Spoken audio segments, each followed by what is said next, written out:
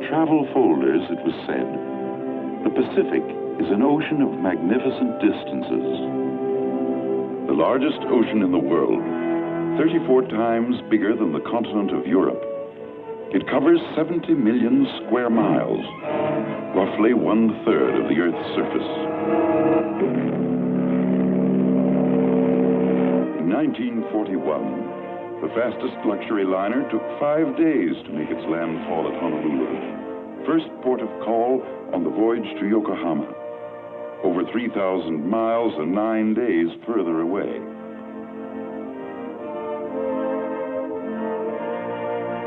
Of course, if you were in a great hurry, like Japan's special envoy, Saburo Kurisu, in December 1941, you could make the trip by air in 2 days, 13 hours, and 15 minutes.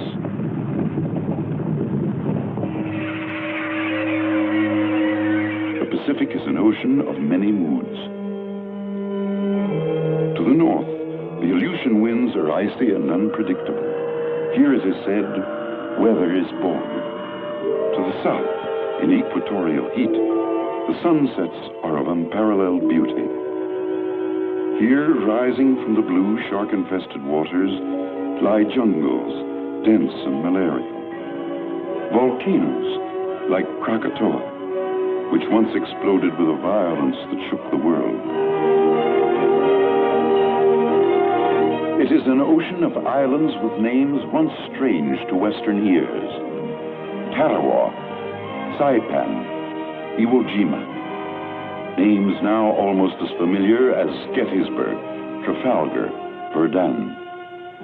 Islands inhabited by little-known peoples, Polynesians, Melanesians, and Micronesians. We had caught glimpses of them in the movies, dancing their hip dances, chanting their island songs. At one time, some had been cannibals, but now most were good-natured and friendly, living in what writers like Herman Melville and Jack London had described as an approximation of paradise. Since 6:55 a.m. Honolulu time, Sunday, December 7th, 1941, this paradise has been a battlefield.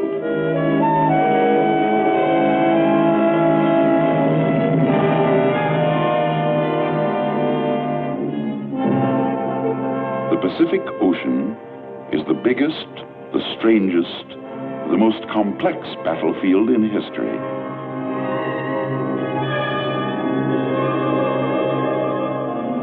To understand what distance in the Pacific really means, touch the point of a pencil to the map.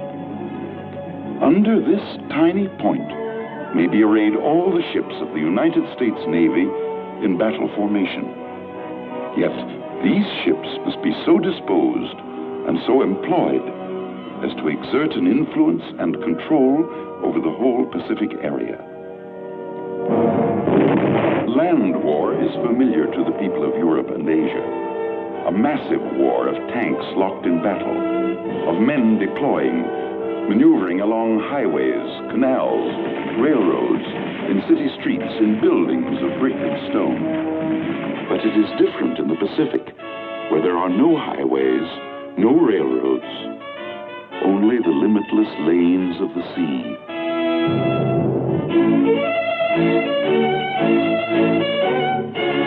Along these lanes, stretching thousands of miles to bases on fighting fronts in every corner of the Pacific, the war must be carried to the enemy by ship, by what has been and will continue to be the greatest concentration of shipping in history. There is a special kind of ship for every mission. This is the battleship, known to the men of the fleet as the battle wagon, a floating fortress belted with armor plate, 16-inch guns 50 feet long, which can hurl their projectiles into a bullseye 20 miles away. Light and heavy cruisers, scouts and watchdogs, fast and elusive, able to hold their own in the heaviest actions.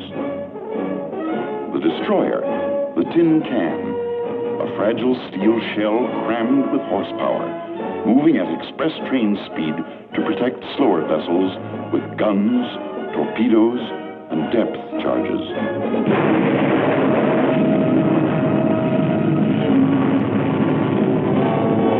The submarine, the lone prowler, operating for as much as 60 days in enemy waters, thousands of miles from its base. The aircraft carrier, the flat top, backbone of the fleet today. A floating airport as big as 3 football fields laid end to end. A huge and complicated mechanism able to hurl 100 planes into battle across the horizon. Following the fighting ships are the indispensable ships of the train, repair ships, tankers, transports. With landing craft, they carry the fuel, ammunition, machine shops, food and drinking water, everything to enable the fighting ships to stay at sea farther from their bases and in more continuous action than any fleet in history. The fighting ships and their auxiliaries are arranged in groups called task forces, a new concept developed in peacetime years by the United States Navy and proved in battle in this war. Each task force is in itself a fleet, self-contained and self-sustaining, a singular mission, convoy, reconnaissance, or attack. And as the task force principle is new, almost all the ships themselves are new, built and commissioned since war began. Their officers and men have carried the war to the very doorstep of Japan. They, too, are new. Only a few years ago, most of these young veterans were at home, playing football and baseball, studying at schools, working in factories or on farms, growing up in the dream that war had been outlawed in their time.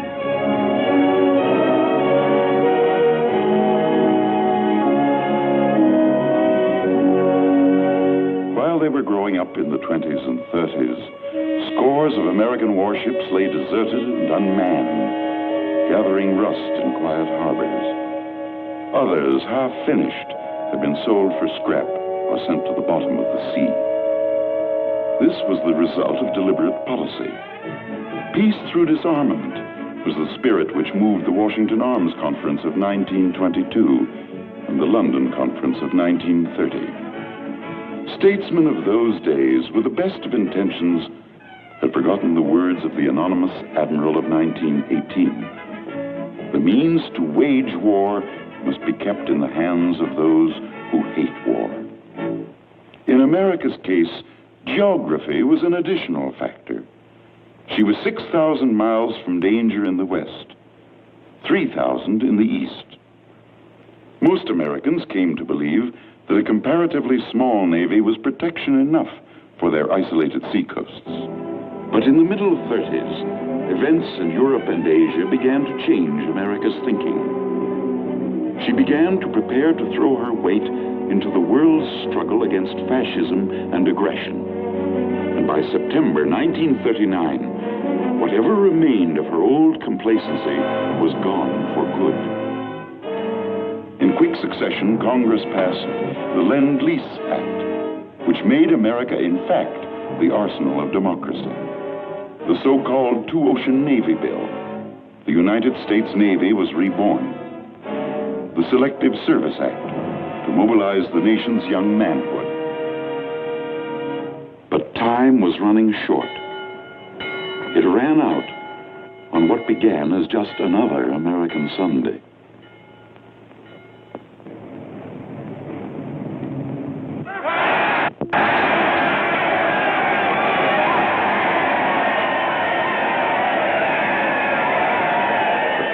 The churches were crowded with bewildered people who had heard the news of humiliating defeat.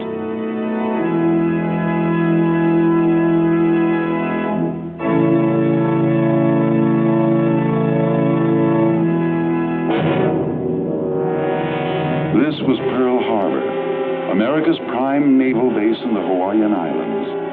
19 proud ships rested on the bottom. 4,572 men were dead, wounded, or missing. In the hands of Japan rested the balance of power in the Pacific. Bought at a known cost of 48 planes shot down, 3 midget submarines, perhaps 150 men. It was, on the surface, the cheapest bargain in history. But by the morning of December 8th, thanks to Japanese treachery and deceit, Americans were aroused to the depths of their souls. They now stood shoulder to shoulder, of one mind, of one purpose, with the peoples of all free nations everywhere. Through crowded streets, America's great war leader, the late President Roosevelt, drove to the Capitol. With confidence in our armed forces, with the unbounding determination of our people, we will gain the inevitable triumph, so help us God.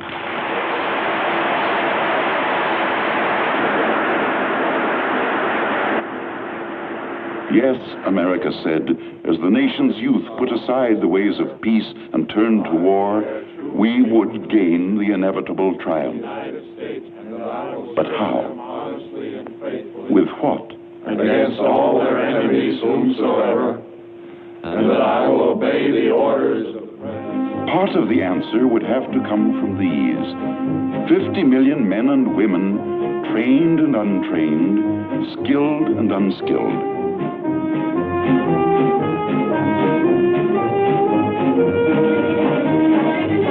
Part of the answer lay here. As a result of Lend-Lease, American industry was already partly on a war footing.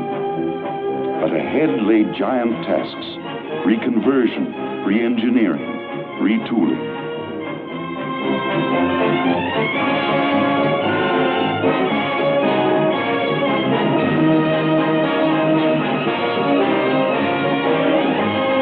But the greatest part of the answer, as always, would have to come from the men who would meet the enemy face to face.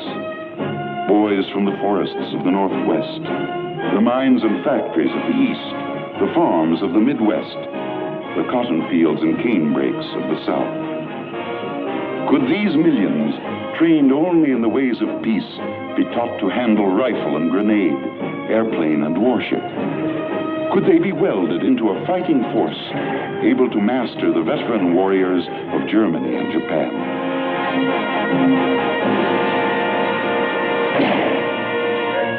Time was of the essence. Time to draw blueprints. Time to lay keels, to retool factories. Time to train men. The demand was astronomical, far beyond the capacity of the factories, still inadequately equipped. The workers still inadequately trained. On every front, in Europe, Africa, in Asia, the United Nations fought with their backs to the wall. And in the Pacific, time was doubly the enemy. Here in December 1941, the Navy had available 80 combat ships. To these, America's British and Dutch allies could add at most another 50. Against them, the Japanese could bring to bear at least 186 combat ships. These could operate from home bases, protected by concentric rings of island bases. Unsinkable carriers, they were called. America, on the other hand, could count on exactly 7 all-too-sinkable carriers, only 4 of them available for duty in the Pacific. Japan took full advantage of her newfound superiority. She exploded in all directions.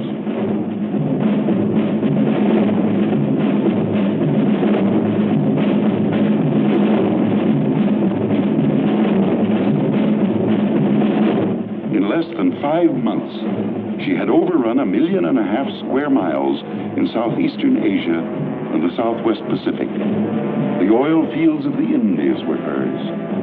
She had 95% of all the world's supply of raw rubber, 2/3 of all the tin. She had copper and lead and zinc, 90% of all the quinine in the world. She had completed the conquest of 125 million people, unlimited slave labor. Overnight, Japan had carved out for herself the second largest empire in the world.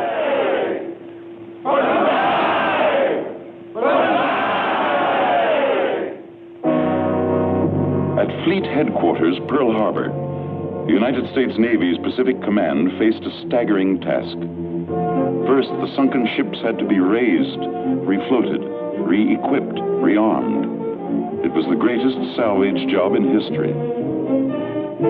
In time, all but 2 of these ships would again stand out to sea, more heavily armored and gunned than ever before, but not for months to come. Meanwhile, every available combat ship was sent out to search for the enemy, to harass him, hinder him, to delay him. Everywhere in the Pacific, it was the same story of gallant, sometimes hopeless campaigns conducted by officers and men who did the best they could with the little they had. Often it was a few overage destroyers setting out to engage a battle fleet. A few Americans, British, a handful of PT boats, every last available ship in the Dutch Navy. Later, these small forces would be called the Bow and Arrow Navy.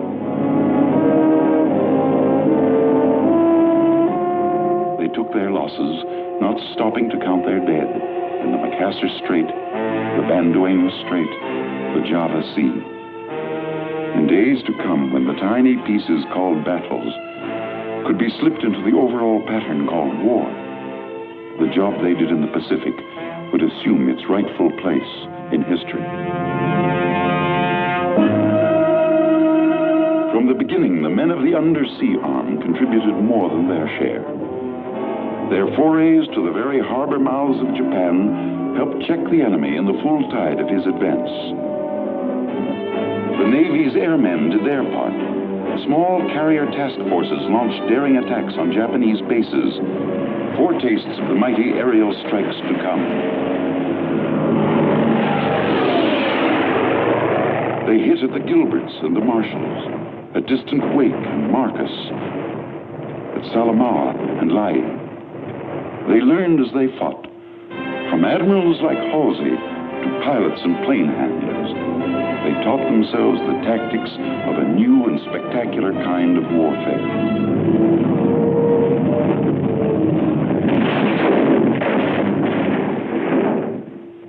They improvised and invented.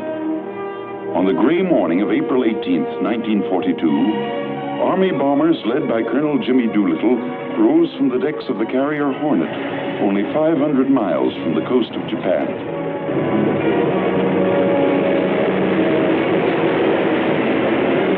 Captain Mitcher and his men gave them a cheer as they disappeared into a scud of clouds to drop their bombs on Tokyo itself.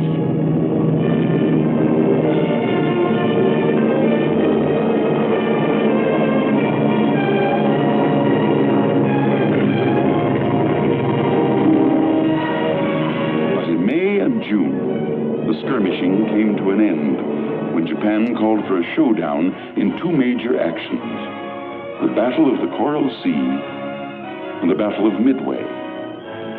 The first blow was aimed at Australia. Early in May, a powerful Japanese task force was observed moving south into the Coral Sea. An American force moved to intercept. Aircraft exchanged blows. It was the first naval engagement in history in which surface ships did not exchange a single shot.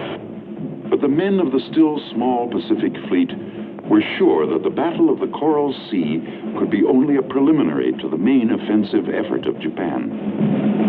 For the enemy, there were 2 logical targets. One, the still unfinished naval base at Dutch Harbor in the Aleutian Islands, key to Alaska, Western Canada, and the American Northwest.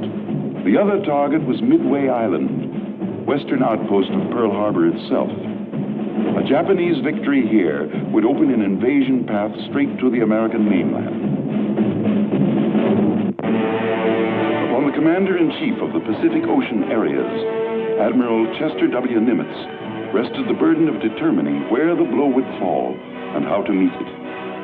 He knew that defeat at either Midway or Dutch Harbor would affect not only the Pacific War, but would be felt across the world in the war against Germany.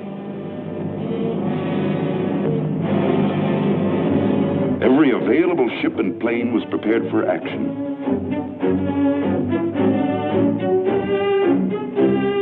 carrier Yorktown, damaged in the Coral Sea, had sped to Pearl Harbor to be patched up. Army flying fortresses were dispatched to reinforce Marine aviation groups on outlying islands.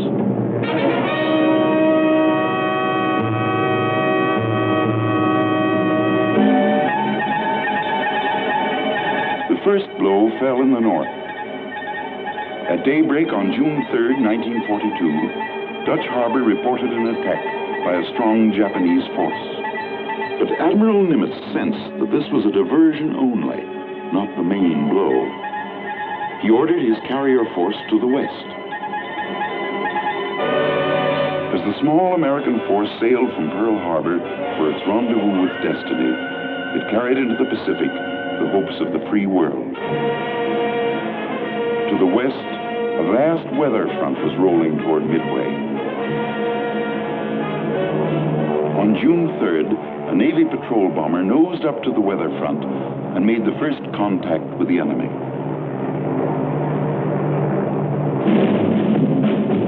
The Japanese were approaching in two columns. One was the expectant occupation force, transports packed with soldiers and Imperial Japanese Marines, protected by a formidable array of fighting ships. The other was the striking arm, the Japanese Navy's four finest aircraft carriers, escorted by battleships, heavy cruisers, and destroyers. The Army fortresses, although somewhat new at this game, found the Southern, or occupation force. They went in and scored hits on a cruiser and a transport. That night, the Navy patrol bombers followed up with an attack on the occupation force. They scored at least 2 damaging hits and sank a cargo vessel. The next day, the enemy had moved within range of Midway. Marine air squadrons found the striking force.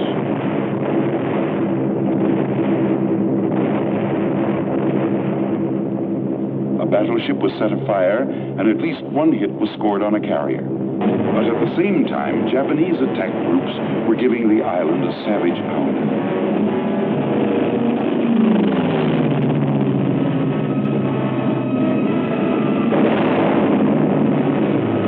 The enemy forces moved in for the kill.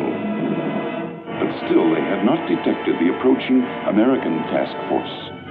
The speeding American carriers were still out of range. For 24 hours, their radio loudspeakers had been bringing in snatches of the actions being fought west of Midway. Where's our fighter?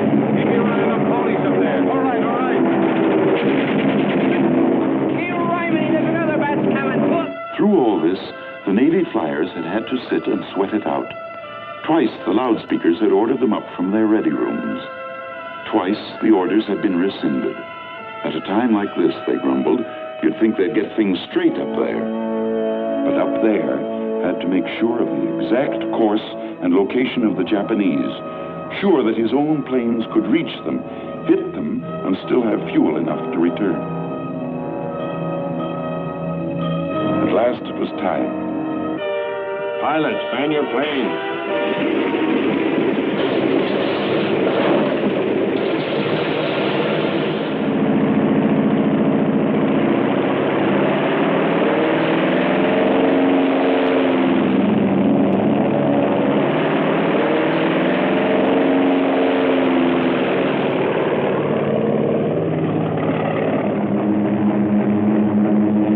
2 hours from their carriers, the American flyers began to suspect that something had gone wrong. The Jap was not where he was expected to be. We know now that he had turned back. Perhaps he had learned at last of the oncoming American carriers. At 11 o'clock, Commander Waldron of the Hornet's Torpedo Squadron 8 found the enemy. He was short of fuel and had outrun his fighter support. Nevertheless, he attacked. Of his squadron, only one man, Ensign Gay, lived to inflate his life raft on the sea. He saw his comrades from the Hornet, the Enterprise, and the Yorktown plunge into the Japanese fleet. They went for the carriers first, In quick sequence, they pounded them into flaming hulks. Kaga, Akagi, Soryu. And with them, 2 battleships were left burning. But one carrier, the Hiryu, escaped for the time being, long enough for a Parthian shot which crippled the Yorktown.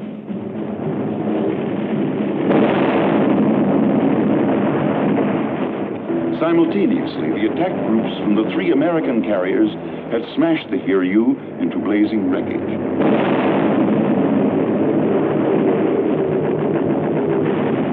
For several days, the American flyers delivered textbook attacks on the enemy's battleships and cruisers, now naked of aerial defense. The once clean blue sea was spotted for hundreds of miles with oil slicks and wreckage. By sunset on June 6th, the Battle of Midway had already taken its place beside Jutland, Trafalgar, and the rout of the Spanish Armada. Intelligence officers began to tally up the score. On the morning of June 7th, the men of the victorious American fleet began to bury their dead. As in the skies over Britain 2 years before, a few had earned the gratitude of the many.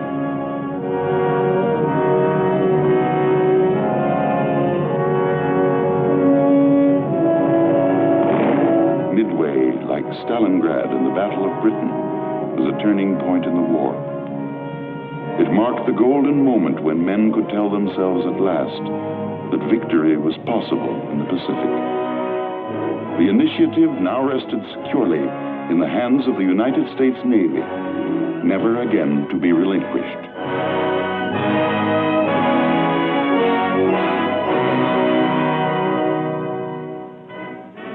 To the Allied Chiefs of Staff in Washington, the initiative won at Midway was an opportunity only, not an accomplishment. Though the enemy had been beaten back, there was no tendency to underestimate him. His record of achievement was plain for all to see. He was entrenched in his stolen island empire as firmly as his German ally was entrenched in Europe and Africa. In planning their offensive, the Chiefs of Staff had to keep in mind the nature of the Japanese. In total war, the psychology of the enemy is of first importance to the strategist. Unconditional surrender was a long way off. But 2 months after the Battle of Midway, the Navy took its first offensive step in the Solomon Islands, north of the Coral Sea. On Guadalcanal, the Japanese were building an airfield to menace supply routes to Australia. This was the first objective. The name Guadalcanal has been written into history. With other names like Tarawa and Iwo Jima, Bougainville and Peleliu, it has become a symbol, not merely of one battle on one remote island, but of all the battles fought up the ladder of islands leading to Japan.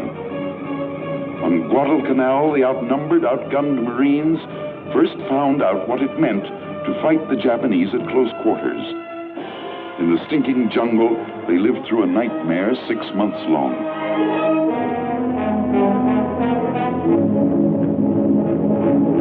Offshore, American and Australian ships were engaged in no less desperate battle.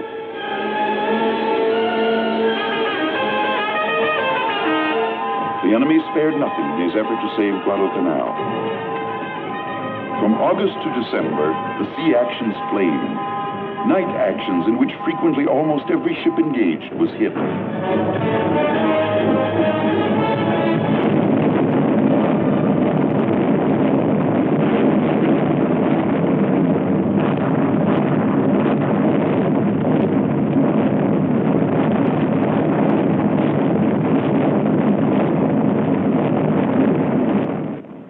Then, suddenly, at sea and ashore, the Japanese attacks ended. The weary Blue Jackets had driven the enemy from waters he already considered his own.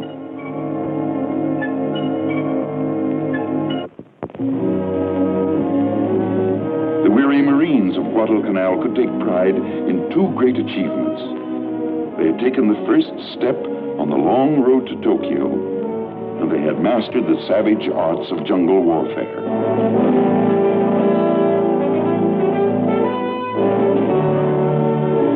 But now some were going home.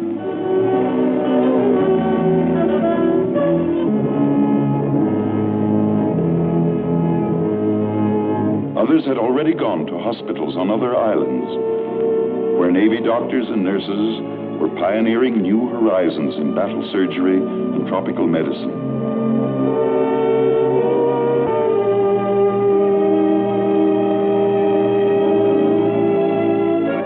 And whole islands were also set aside where tired men could recapture a little of the easygoing life they had nearly forgotten.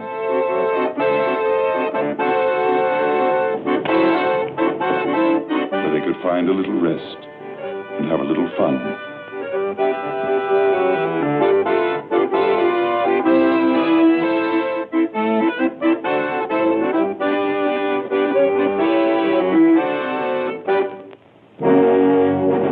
Though some men rested, the offensive strategy of the United Nations could not.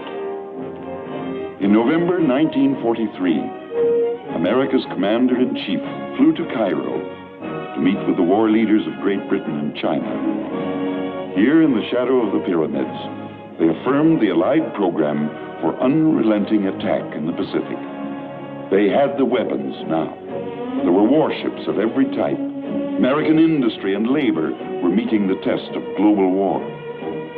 They had used well the time bought for them by the bow and arrow navy of the early days, by the outnumbered heroes on Bataan, by the men who fought in the Coral Sea, at Midway, on Guadalcanal, by the free peoples everywhere in the Pacific who had steadfastly resisted Japanese aggression, and by the Chinese who for 8 long years had stood off the full onslaught of the Japanese armies. These mighty bombers were built on time, bought by the sacrifice of British, Australians, New Zealanders, and Dutch. These giant stockpiles were built up while guerrillas in the Philippines and the Netherlands East Indies were fighting the enemy with little more than hope. And even more important, the United Nations now had men for the Pacific. Blue jackets to handle the complex machinery of modern sea power. Airmen, soldiers and Marines trained for amphibious and jungle warfare. And all these were but the vanguard of a host of others still in training camps. Under their commanders, Fleet Admiral Nimitz in the Central Pacific and Army General Douglas MacArthur in the Southwest, by the side of their allies, they were ready to push attack. What they accomplished is history. From Guadalcanal and New Guinea, the Allied advance gathered momentum, striking from airfields on key islands, taking this base, bypassing that. Short steps at first, but as America's power grew, lengthening into giant strides, the world began to hear of strange places.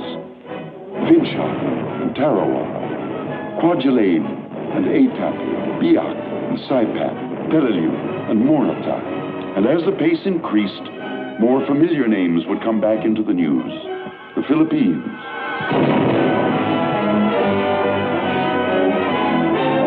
and the islands of Japan itself. But the real story of the oceanic phase of the Pacific War cannot be told in maps and communiques. It can be told only in terms of human effort and human sacrifice.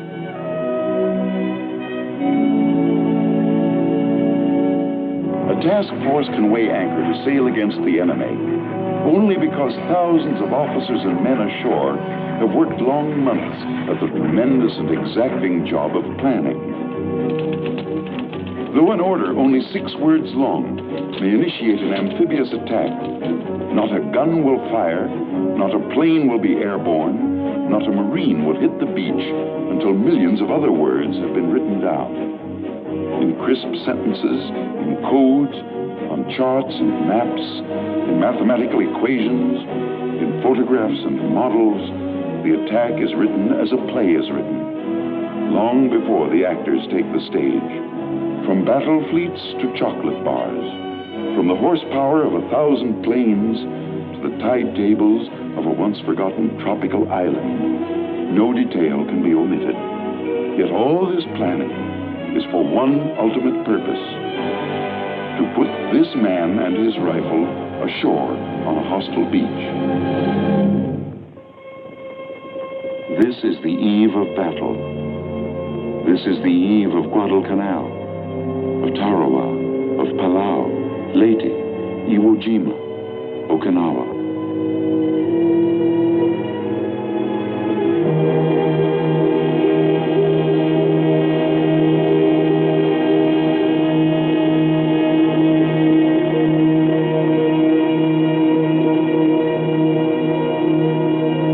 Beyond the horizon lies the enemy.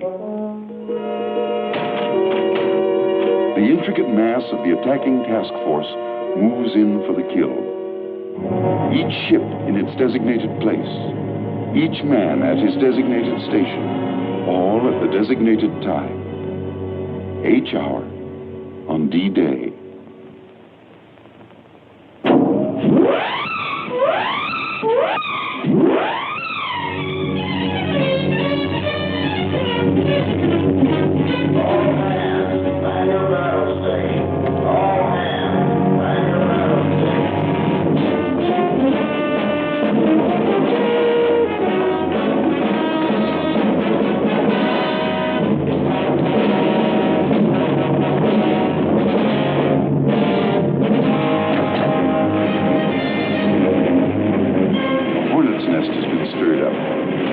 Japanese torpedo bombers.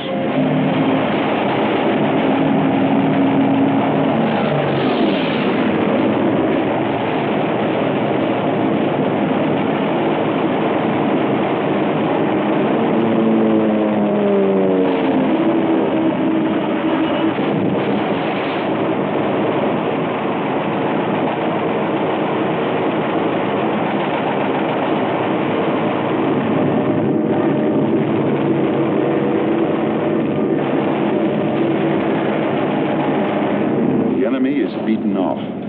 In the pre-dawn, the American carrier planes take off.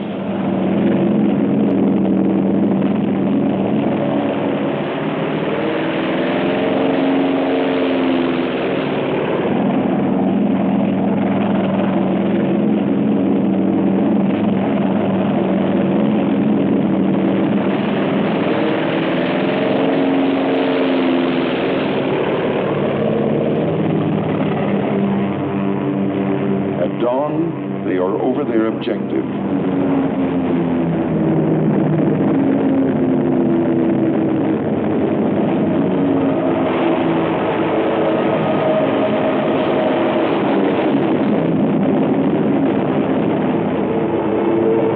An American plane is shot down.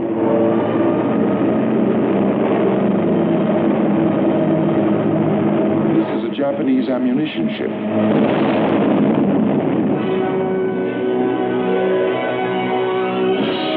Battle wagons and cruisers have taken up stations close ashore. Some are the so-called ghost ships, salvaged from the mud of Pearl Harbor. Ships bearing the names of American states: Pennsylvania, Nevada, West Virginia.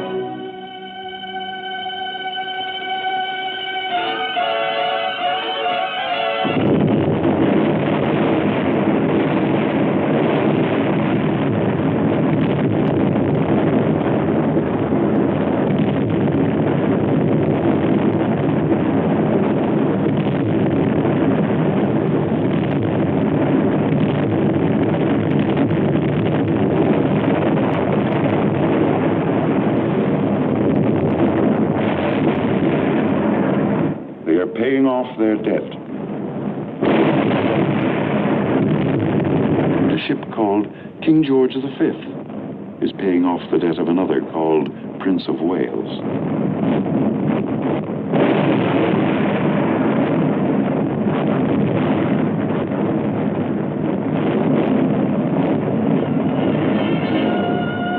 Now it is the turn of the Marines and soldiers. From hard experience, they know what lies ahead. The enemy has had years to fortify these islands.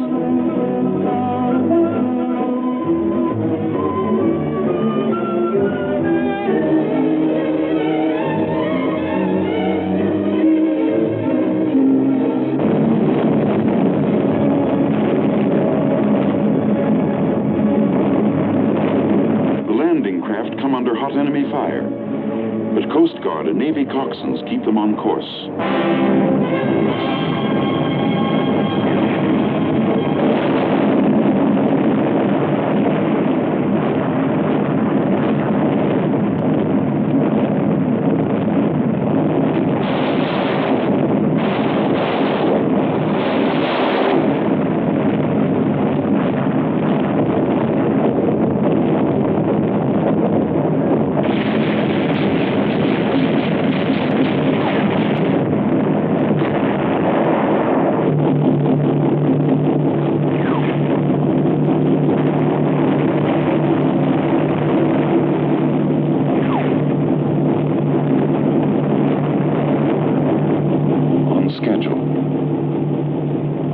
Wave hits the beach.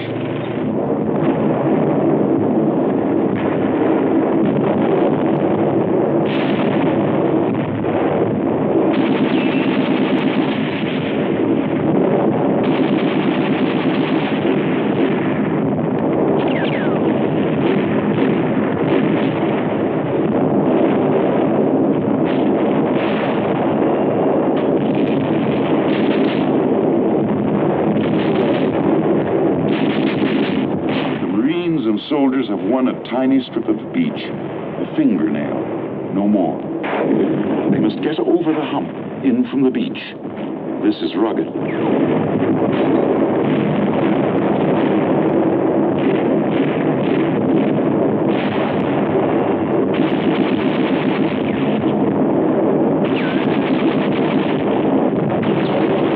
fingernail has been expanded. It is now a solid beachhead. But the forward elements are pinned down by mortar and machine gun fire. The Japanese are reported gathering for a counterattack.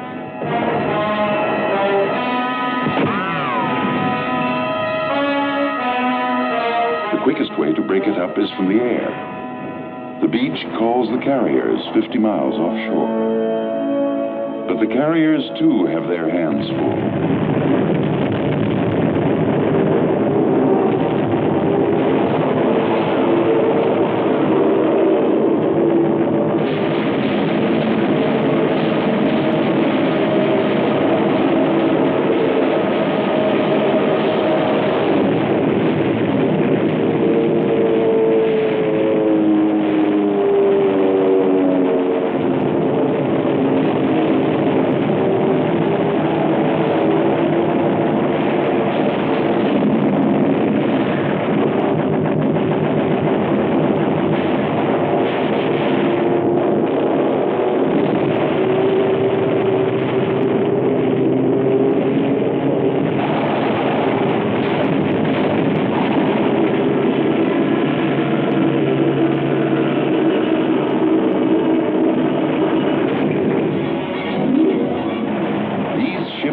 With a tradition behind them.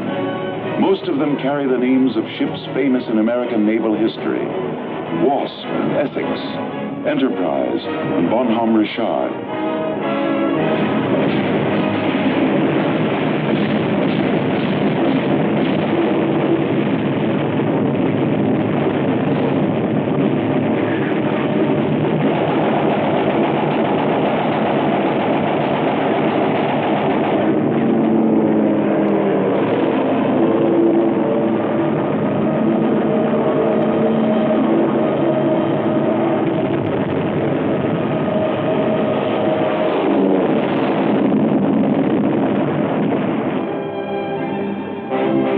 Carriers are temporarily out of action, but the others can fulfill their obligations to the men ashore.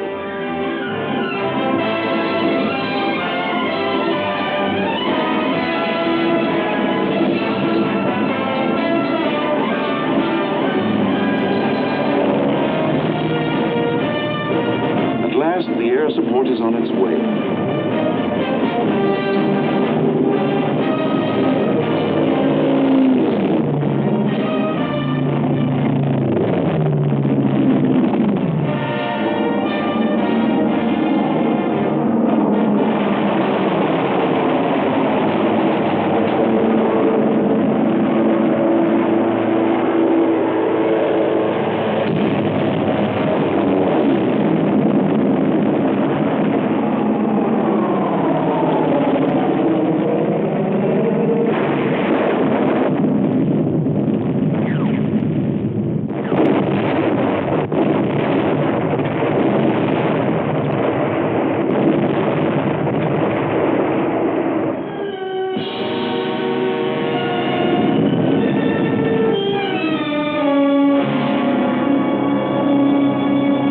the attack can again inch forward.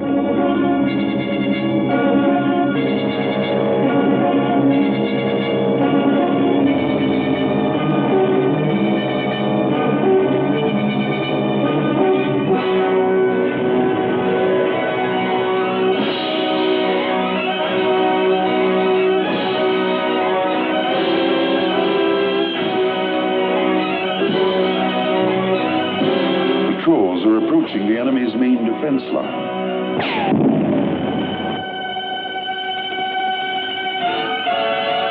You will have to be pried out with tanks, with artillery, and machine guns, and mortars, with hand grenades, and gasoline bombs,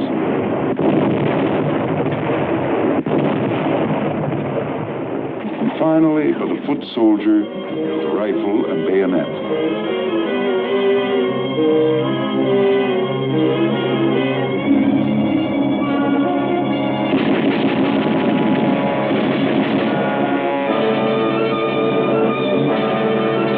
Japanese dynamite.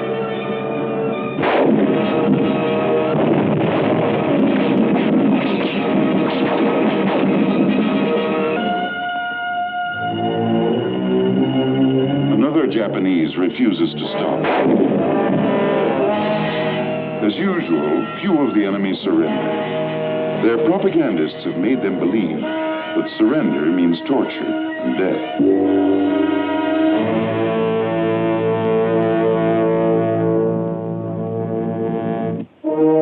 The seaborne community is moving in to stay.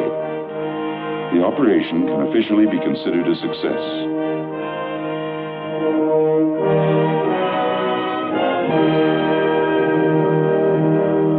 Up front, the wounded are coming back.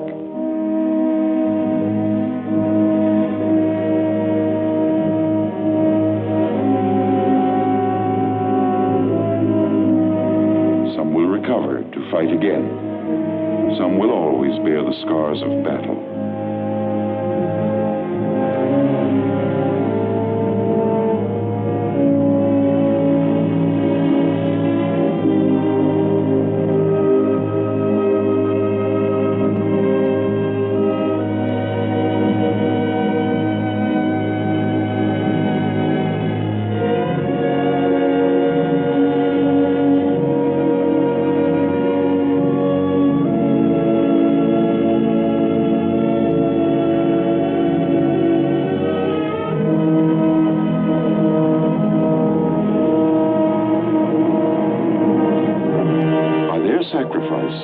They have won new airfields for Allied air power, new anchorages for Allied sea power, a new base 500 miles closer to Japan from which to launch further attacks against the enemy.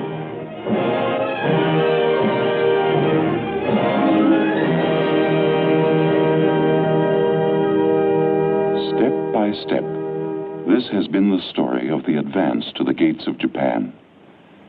Step by step, this has been the price.